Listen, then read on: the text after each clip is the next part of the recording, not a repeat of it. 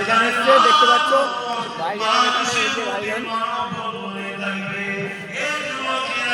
মানুষের ঢল নেমে গিয়েছে ডুবগেড়িয়া গ্রামে। আজ মানুষের বহু মানুষ হয়েছে।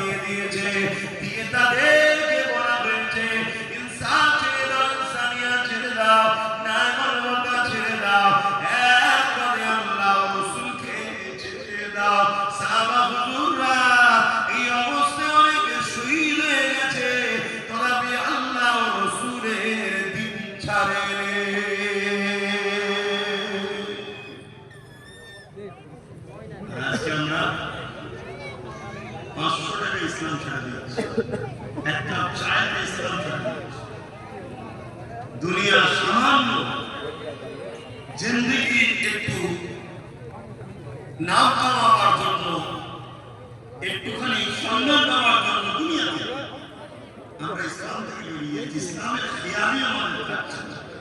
আমাদের খেয়াল এর বিষয়ে, ওর বিষয়ে, তার বিষয়ে খেয়াল আমাদের খেয়ালই না যে আমাদেরকে আল্লাহ কি ডিউটি দিয়ে পাঠাবে।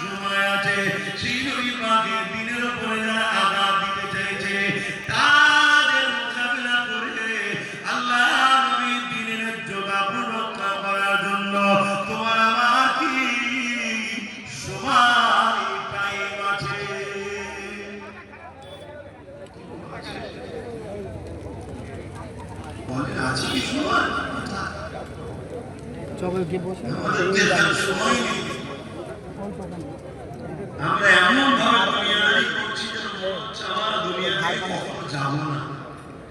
আমাদের এই নিয়ে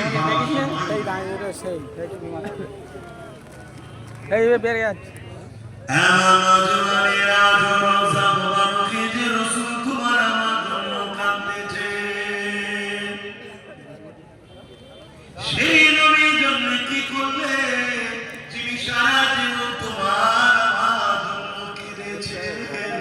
আল্লাহ পাক যিনি রাসূলুল্লাহ ইসলামকে বানাবে বা মিকাইলকে বানাবে, যা দুনিয়া থেকে গিয়ে আমার হাবিবকে আগে উঠিয়ে নিয়ে আসো, আমি আল্লাহ পাক দুনিয়াকে ফানা করে দেব। আমি আমার হাবিবকে উঠিয়ে নিয়ে আসো। হযরত জিবরাইল আলাইহিস সালাম, হযরত মিকাইল আলাইহিস সালাম এই দুনিয়া জমিনে চলে আসবে। তামাম পৃথিবীটাকে তন্ন তন্ন করে খুঁজবে, আমার নবী পাক কোথায় খুঁজে পাবে না। এই সময় জমিন থেকে আওয়াজ দিয়ে বলতে লাগবে, ও রব্বি আল্লাহ পাক, আপনার কোথায়? আমি জিবরাইল খুঁজে পাচ্ছি না। কেন যে ঘর তুমি আমি বানিয়েছি এ ঘর জমিনে থাকবে না। যে স্বপ্নে তুমি আমি সব কিছু করলাম, আল্লাহ পাক কুল্লু মান আলাইহা ফান, সব কিছুই ফানা করে দেবে। তাই জমিনে কোথায় আমার রাসূলুল্লাহ রয়েছে, যিনি সাল্লাল্লাহু আলাইহি ওয়াসাল্লাম আওয়াজ দিয়ে বলতে লাগবে, আল্লাহ আপনার হাবিবকে আমি জিবরাইল খুঁজে পাচ্ছি না। আল্লাহ পাক সময় বলতে লাগবে, এ জিবরাইল জমিনে কান লাগিয়ে শোনো, যে জায়গা থেকে দেখবে কান্নার আওয়াজ আসছে ওই জায়গাতে আমার হাবিব তিনার গুনাহগার উম্মত উম্মতের জন্য আমি আল্লাহ আমার হতে চাইছি। কেন আমার আল্লাহ তিনি শহীদুল কাদির সর্বশক্তিমান। হ্যাঁ, আমাদের পরীক্ষা শুরু হয়েছে। আল্লাহ আমাদেরকে পরীক্ষা দিচ্ছে। তিনি তিনার দিনে হিফাজত করবেন, আমরা কি করি এই পরীক্ষা আল্লাহ নিচ্ছে।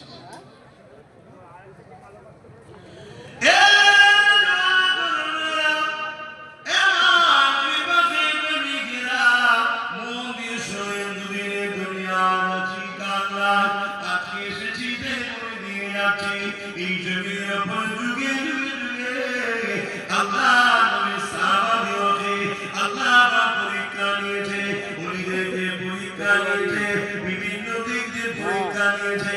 আমরা যে বলি আল্লাহ আপনাকে ভালোবাসি, আপনার হাবিবকে ভালোবাসি, এই ভালোবাসার পরীক্ষা আল্লাহ বিভিন্ন সময় নিয়েছে। সাহাবা হুজুররা সেই পরীক্ষাতে বিরাট কামিয়াবি হয়েছে। সেই সাহাবা হুজুরদের মধ্যে থেকে আল্লাহ নবী একদিন মদিনা নববী শরীফে বসে আছে। নবী আমার ঘোষণা করে দিয়ে হে সাহাবারা, কে আছো বাবা, যাচ্ছে শরীক বাবা। ইসলামের দুশমনেরা গোপনে গোপনে তারা ইসলামের উপরে আঘাত দেওয়ার ষড়যন্ত্র করছে বাবা। তারা প্রস্তুত হচ্ছে ইসলামের বিরুদ্ধে লড়াই করবে বাবা। সাহাবারা এই লড়াইয়ের ময়দানেতে জালিমদের লড়াইকে ডিফেন্স করার জন্য আল্লাহ পাক আমাকে হুকুম দিয়েছে বাবা। এই তোমাদেরকে জানাচ্ছি বাবা, যার জামাল আছে দাও বাবা, যার যে শরীক হতে পারবে শরীক হও বাবা। এবং আল্লাহ পাক জানিয়ে দিয়েছে এই লড়াই বড় ভয়ানক লড়াই হবে। এই লড়াই যারা ইসলামের পক্ষে দাঁড়িয়ে ইসলামের পক্ষে সহযোগিতা করবে, আমার আল্লাহ তাদেরকে জমিন আসমানের মতো বড় বড় জান্নাতের হকদার বানাবে। আরো জোরে বলুন সুবহান।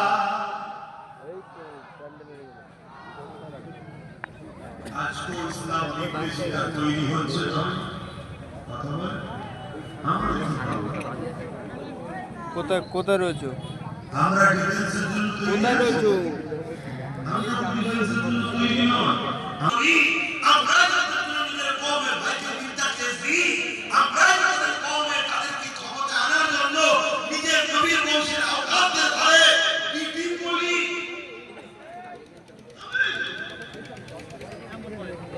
কারা করে? কোন? অন্য কেউ কারা মিটিং করে না? ধর্মকে শুধু মুসলমান তার কওমের জন্য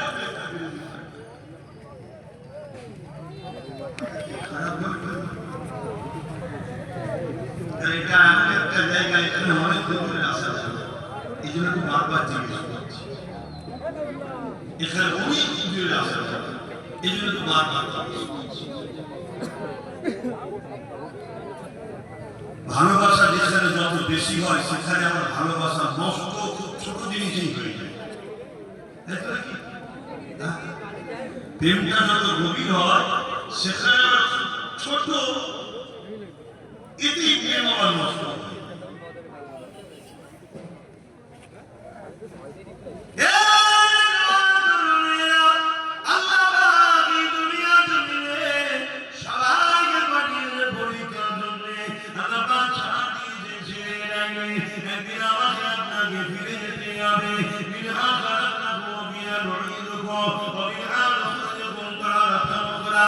এমন করে কবরের জমিনে মাটি তো দিয়ে চলে আসবে, এই কবরের জমিনে আমাকে আপনাকে উঠানো হবে, বসানো হবে, এই কবরের জমিনে সবাই জবাব করা হবে, এই কবরের জমিনে আমি লালকে দেখানো হবে, দেখিয়ে বলা হবে ইনি হলেন মুহাম্মদ রাসূলুল্লাহ। ইনার সম্বন্ধে তোমার দুনিয়া থেকে রায় ছিল, এই যুবকেরা দুনিয়ায় তুমি রাসূলকে বড় বানাতে পারো, দুনিয়ায় তুমি রাসূলের প্রেমিক হতে পারো, দুনিয়ায় তোমার মাকসাদ নবী হয়, দুনিয়ায় তোমার লক্ষ্য নবী হয়, দুনিয়ায় তোমার মিশন যদি নবী হয়, দুনিয়ায় তোমার প্রেম যদি নবী হয়, দুনিয়ায় তোমার বিশ্বাস টানাটা যদি নবী হয়, বিশ্বাস টানাটা যদি নবী হয়। এত মানুষের ভিড় জমেছে, জায়গা ধরছে না। আজ দত্তপুর থানার অন্তর্গত দুধগড়িয়া গ্রামে আব্বাস সিদ্দিকী ভাইজান এসেছে। এত মানুষের ভিড়ে ঠেলায় জায়গা দেওয়া যাচ্ছে না।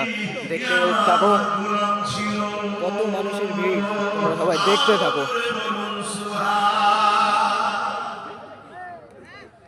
আমাদের লক্ষ্য কি নবী আছে? ধর্মনীতিতে নবী যদিও থাকে মসজিদ মাদ্রাসায়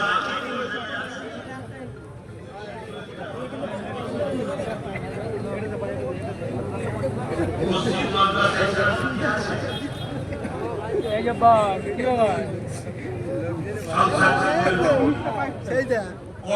হ্যাঁ আমি কোন এক জায়গায় বলেছিলাম আল্লাহ চাইলে সেদিন বেশি দূর নয় যে মসজিদ কেড়ে নিয়েছে ওই মসজিদ ওইখানেই হবে ইনশাআল্লাহ বলেছিলাম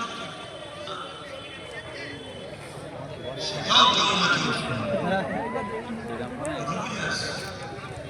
এবার অনেক কিছু তদন্ত অনেক কিছু হওয়া দেখাতে দিকে যাচ্ছি না আমরা ফিরে আসছি আপনারা ফাঁকা জায়গা রাখবেন নিজের দায়িত্বে ফাঁকা জায়গা পূরণ করবেন এই যে কথা বললাম আপনারা যদি শুনে শুনে আমার কথাগুলো শুনে এখানে অনেক লোক থাকে যাদেরকে রাখা হয় যে আব্বাস সিদ্দিকীর কথা তার ভালোবাসার লোক কিভাবে শুনতে থাকে আর যখন দেখবেন বলার সাথে সাথে সবকিছু পালন করছে ডান দিক বাদিক আসো আসো বসো বসো এই মেসেজ যাবে তখন জালিমরা বলবে না রে আরেকটুখানি এদেরকে পানি পড়া খাওয়া এখন আব্বাসেরই মুরিদ আছে এদেরকে ঘোরানো যায়নি তাহলে এখনো তোমাদেরকে কিন্তু জুলুম করতে একটু ঘাবড়াবো তোমরা বুঝতেই পারছো না আমি এসব খুলে খুলে বলে ফেলেছি তাও তোমরা এগুলো সব তারা মাপে দেখে দেখে মুসলমানকে হাজারো রকম লোক দিয়ে দেখে যে ও নবীর দিকে আছে না নবীর বিরোধীটাকে নেয় এই যে হঠাৎ করে ইসলামের বিরুদ্ধে তোমাদের এই এলাকায় একজন বলল ইসলামে নাকি রেপ করা পাপ এটা কেন এটা ইচ্ছা করে বলে মেপে দেখে যে আন্দোলনটা কেমন হয় লড়াইটা কি হয় মানুষ কতটা জেগে আছে এগুলো মেপে মেপে দেখে দেখে যখন দেখবে যে যা পুরো প্যারালাইসিস রোগী টাইপের হয়ে গেছে এদের না নবীর প্রেম আছে না ইসলামের দরদ আছে না আল্লাহর প্রেম আছে তখন ওরা মেপে নেবে এদেরকে মারার সময় এসে গেছে এদেরকে মার আল্লাহ সাহায্য করবে না কেন সাহাবাদের মধ্যে কম্পিটিশন হচ্ছে আমরা বুঝতে পেরেছি এটা কোনো অর্থ দিয়ে পয়সা দিয়ে কাউকে জড়ো করার লোকেরা নয় এরা জান প্রাণ যা কদমে দিয়েছে তার বিরুদ্ধে লড়ে পৃথিবীর কোন শক্তি এই জাতিকে হারাতে পারবে না জোরে বলুন সুবহান এজন্যই তোমাকে আমাকে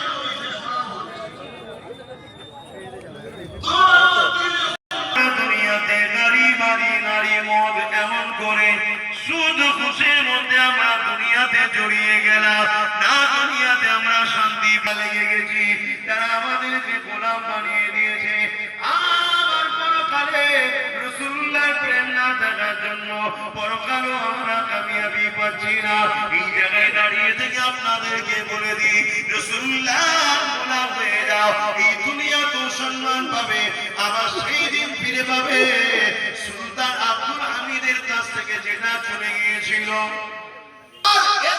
আঘাত দিচ্ছি নিজের পরিবার করা ভাইয়ের মা বোন তুলে গাল দিচ্ছি দুনিয়ার বেঈমান কাফের মুশরিক ইসলাম বিদ্বেষী জালিম হুকুমতকে খুশি করার জন্য এ কম করছে না পারে